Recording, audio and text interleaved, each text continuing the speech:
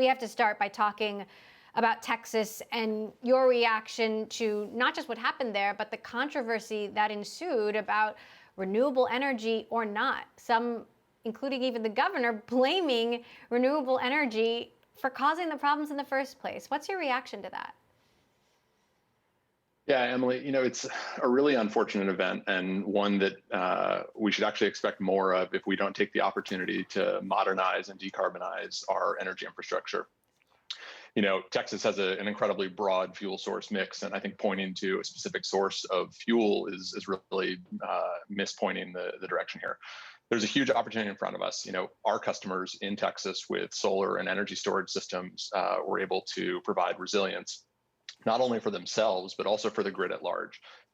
Customers saw thousands of hours of backup energy from their homes where they were able to power through while other folks were out of power. And then for every home that has their own sited generation and storage, we alleviate stress on the grid overall. In addition, in other instances like this in California last year, we're able to dispatch surplus energy back to the grid to actually help alleviate the problem. And so I think taking the moment to update the infrastructure, provide more distributed resources as well versus these centralized systems that tend to fail is really critical. And then for consumers, we're able to provide them. I wanted to ask about speaking of consumers, the Brightbox expansion in Texas and how many people that's been made available to and how that could help in another power failure.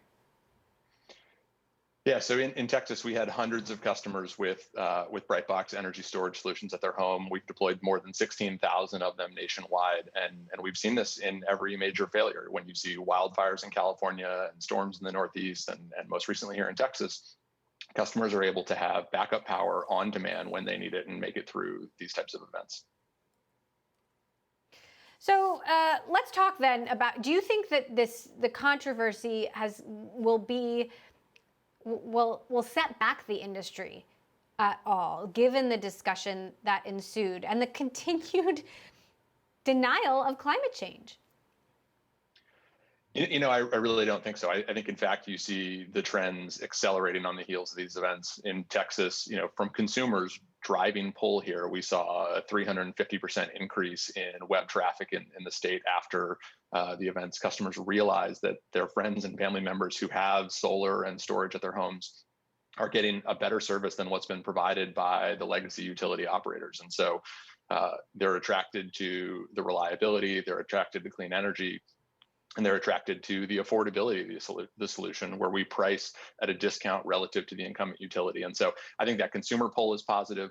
And then from a policy point of view, you see regulators pushing on this. It's been a meaningful creator of jobs locally and high-paying jobs at that. And so, there's a lot of demand, for more of these resources, both from consumers and from policymakers. So just a minute left, Tom. You say the total addressable market for solar has only been tapped 3%. You plan to grow 20 to 25% next year. What's your plan of attack for potential customers? Are you prioritizing or targeting certain regions before others? Yeah, so residential solar is only 3% penetrated today. We acquired one of our largest competitors last year in Vivint Solar, and that gives us, I think, the best omni-channel approach to the industry, where we're going to be ubiquitous, available online, door-to-door, in retail, through local channel partners, and that'll give us, more presence. We've got an incredible product offering with our solar lease and our energy storage solution, Brightbox, and that's going to position us very well here to grow in the year ahead.